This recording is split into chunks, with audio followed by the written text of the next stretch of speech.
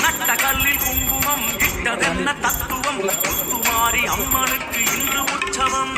பஞ்சலோக சூலமே பால்வடியும் கோலமே பட்டி தொட்டி எங்கும் சென்று கூறும் மங்களம்